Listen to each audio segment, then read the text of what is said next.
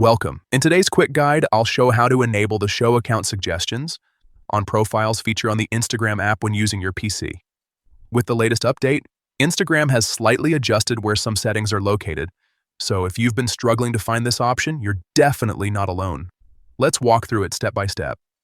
First, go ahead and open the Instagram app on your PC. Once it loads and you're logged into your account, look toward the bottom left corner of the screen. You'll see the menu icon with 3 horizontal lines.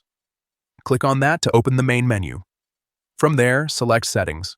This will take you to the section where you can manage your account preferences and personalize your profile experience. Next, find and click on Edit Profile. This is where you can adjust details like your bio, profile picture, and other account-related options.